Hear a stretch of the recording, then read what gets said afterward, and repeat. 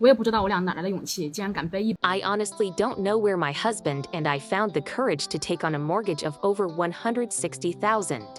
Just last night, I was on a video call with my husband talking about his job. He said things have been really rough lately. He works in sales, and for the past 2 months, his performance hasn't been great at all. But between the two of us, we have over $1,100 in monthly loans to pay off. That's right, over $1,100. That includes about $650 for our house mortgage, plus over $500 for a home renovation loan. How on earth did we dare take on such a massive debt? Let me fill you in. We bought our place back in August 2023. Before we were even married, the home loan was $160,000. At that time, I was arrogant. I thought $160,000 was no big deal because back then, each of us was bringing in well over $400 a month. Our combined monthly income was easily over $2,800. A $160,000 mortgage meant paying roughly $750 to $800 a month back then. I felt it was completely fine. Out of a $2,800 plus income, after paying $800, we still had nearly $2,000 left over. That was more than enough for us to live on comfortably. Back then, we had zero pressure and no kids. My parents-in-law were both still working, so they didn't need our financial support. In fact, they'd occasionally send a little cash our way, so at the time, we didn't worry about a thing. Then, toward the end of 2024, I even made an early principal payment of about $27,000. I figured paying down a chunk of the principal early would lower our monthly installments. Since we had extra cash on hand, I threw $27,000 at it. After that, our monthly mortgage dropped to around $650. I thought, great, $650 a month, this is going to be even easier. Then came 2025. Because we were planning to try for a baby and my sales job was way too stressful, I decided to quit right after the 2025 New Year. I switched to a much lighter job. Of course, a lighter workload meant a tiny paycheck. The pay was pretty low, but just 2 months in, I actually got pregnant. Because of severe early pregnancy sickness, I had to resign completely in May.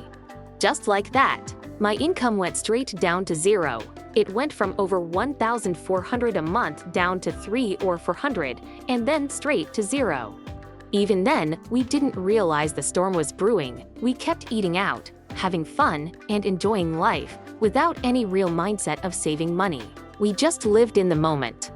It wasn't until late June 2025, when our new apartment was handed over and it was time to renovate, that we realized we didn't actually have that much money saved up. The renovation cost over $27,000. So we had no choice but to take out another loan for part of it. Because we set the repayment period for just 2 years, the monthly payment came out to about $520. So our monthly payments jumped from $650 up to nearly $1,200. That's our current monthly debt burden. That was the exact moment panic set in for me. We have to pay nearly $1,200 in debt every single month. Plus our daily living expenses. There is no way we spend less than $1,400 or $1,500 a month total. With me not working, relying entirely on my husband means he has to bring in over $400 every single month just to keep us afloat. Otherwise, we have to dip into our savings. But the general economy has been so tough. He doesn't always make $1,400 a month anymore. Some months he does, some months he doesn't, so we've been constantly draining our savings. Last night, we sat down and did the math. If things keep going like this, our remaining savings will only last us until the end of the year, and then we'll be completely broke. Our current emergency fund is ridiculously tiny, and I immediately spiraled into a total panic. I started worrying, if we can't afford the mortgage payments, will they kick us out of this brand new house that we haven't even moved into yet, and force us back to the countryside? My husband has a better mindset about it. He just said, if we have to go back, we go back. If it really comes down to that, we definitely won't be the only ones moving back to the village. It is what it is. So we sat there doing the numbers, terrified. I kept asking myself, why didn't we save money back then? We even opened up our tax apps to check our past earnings. Over those 2 years in 2023 and 2024, the two of us together had earned around 60,000 to 70,000. I suddenly realized that all of that money was just gone. Aside from the mortgage payments in 2024, we hadn't even bought anything major. I honestly have no idea where all that money went. But spent money is spent money, you can't earn it back out of thin air. With me out of work, my husband is getting really anxious too, because the job market is so bad right now. He keeps wanting to switch careers. But we're just ordinary people with no higher degrees and no specialized technical skills. Whenever we talk about changing jobs, the only options that come to mind are delivering food or driving ride shares. There's really nothing else we can do. It makes us so anxious, so terrified.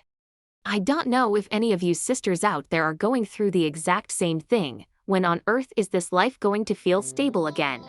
Isn't this the exact reality facing millions of ordinary families in China today? Life is going along just fine, and then suddenly, things get tough out of nowhere without giving you any time to react.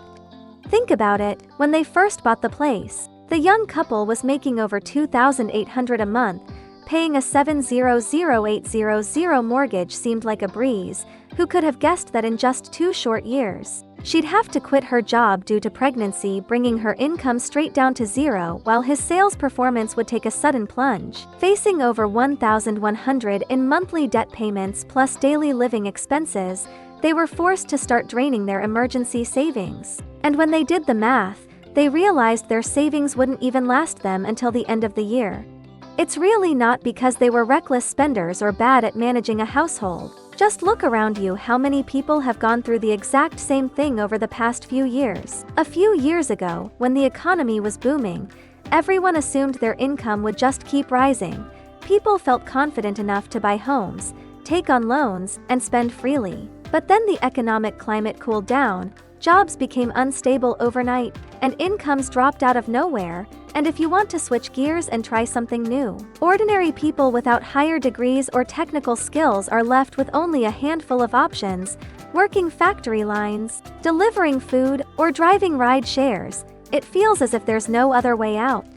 The part that hurts the most is when she realized that even after the two of them earned around 60,000 to 70,000 over 2 years, the money was just gone, and they couldn't even tell where it went. That's how money is these days. Brutally hard to earn, but vanishing quietly without a sound. Rent, mortgages, groceries, basic social obligations, everything costs money. The moment your paycheck hits your account, it gets wiped out immediately. Anyone who actually manages to hold on to their savings right now is downright impressive.